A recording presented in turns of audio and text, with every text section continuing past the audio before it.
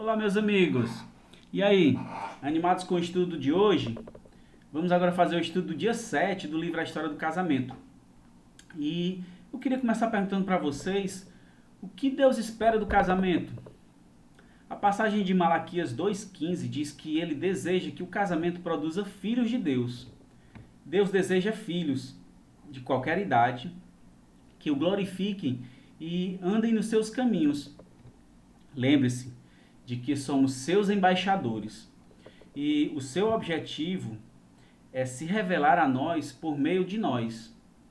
O desejo de Deus é ser conhecido através das nossas vidas, casamentos e do nosso legado. Mesmo se você nunca criar um filho, Deus quer usar seu casamento para transformar você em um filho de Deus. Compartilhar sua vida com outras pessoas cria muitas oportunidades para nos tornarmos mais semelhantes a Deus. Descobrimos que, com muita frequência, um caráter temente a Deus não é desenvolvido em meio a oceanos de bênçãos.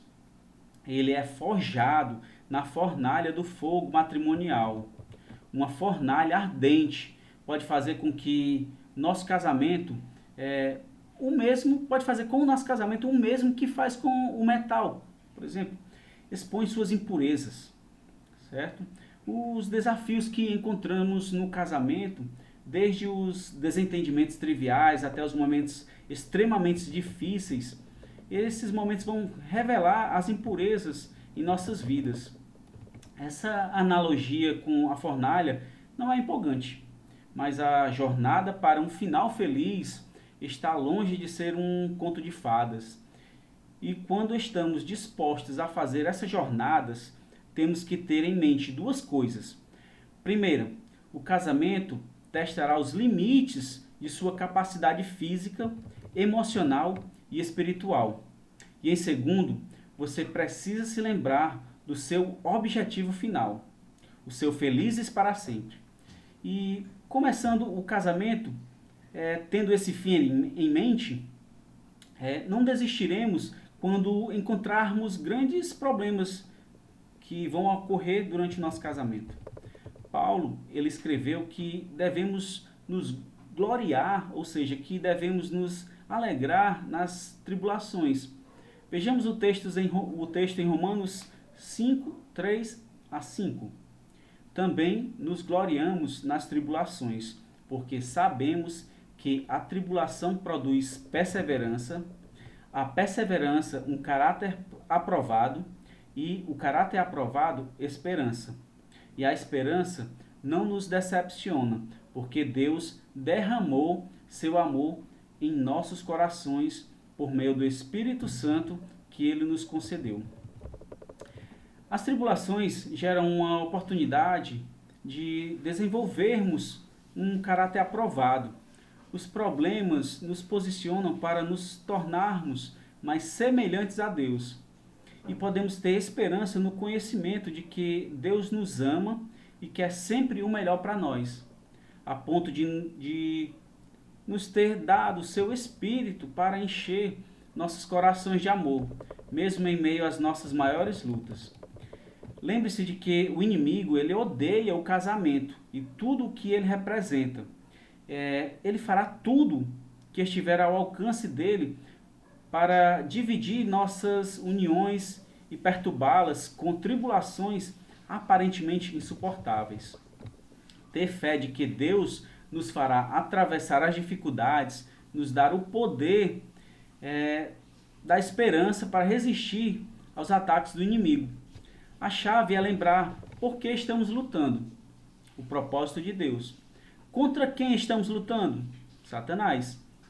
E quem está do nosso lado? O Espírito Santo. Nossa fé e esperança realmente são fortalecidas através dos desafios, desde que não desistamos antes que Ele possa completar sua obra em nós. Jesus veio à Terra para sofrer. Ele sofreu mais do que qualquer outro ser humano sofreu. Sofreu a dor e a humilhação de uma morte injusta. O pior é que a maior parte da humanidade ainda o rejeita. Como Jesus foi capaz de suportar tamanha dor e rejeição? Temos a resposta em Hebreus 12, 2. Mantenha os olhos em Jesus, que começou e terminou a corrida, de que participamos. Observem como ele fez, porque ele jamais perdeu o alvo de vista, aquele fim jubiloso com Deus. Ele foi capaz de vencer tudo pelo caminho, a cruz, a vergonha, tudo mesmo. E então, como foi que Jesus foi capaz de suportar tanta dor e rejeição? A resposta é simples. Ele nunca perdeu de vista seu felizes para sempre. Jesus resistiu porque sabia para onde estava indo. Jesus ele não estava entusiasmado com a ideia de suportar a cruz. Ele estava tão angustiado, passou a noite anterior à sua execução suplicando ao Pai por um caminho alternativo. Mas Jesus tinha algo que falta em muitos casamentos. Ele tinha uma visão extraordinária. Precisamos ter uma visão, uma esperança do que o casamento poderá ser. Com isso, poderemos nos sustentar em meio aos desafios. Em Hebreus 12, 3, podemos ler: quando se sentirem cansados no caminho da fé, lembrem-se da história dele, da longa lista de hostilidade que ele sofreu. Será como uma injeção de adrenalina na alma. E todos nós nos sentimos fracos em nossa fé de tempos em tempos. É por isso que o escritor de Hebreus diz: quando? E não se você estiver cansado no caminho da fé. Um grande casamento requer uma grande fé, porque fé é a raiz de toda fidelidade. Quando seu casamento estiver tendo dificuldades, lembre-se do que Cristo suportou. Releia a história dele. Quando sua fidelidade ao seu cônjuge estiver enfraquecendo, lembre a si mesmo da fidelidade de Jesus a você. Lembre-se de tudo o que ele suportou. Em Jó 23:10, lemos: mas Deus conhece cada um dos meus passos e os do meu cônjuge. Se ele me puser à prova, verá que sairei puro como ouro. O casamento é um processo de refinamento espiritual e Deus é o refinador. Embora ele não seja a fonte dos seus problemas, ele os usará para tornar você e a seu cônjuge mais semelhantes a Jesus. Faça uma pausa e ore. Espírito Santo, o que está se passando no meu coração e mente? O que tu estás querendo mudar em mim? O que acredito acerca de mim mesmo que não é verdade?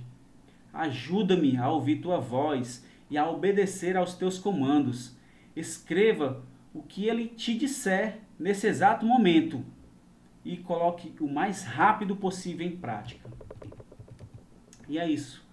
O estudo de hoje termina aqui e eu espero que vocês façam essa oração e coloquem em prática o mais rápido possível o que o Espírito Santo de Deus está falando com vocês.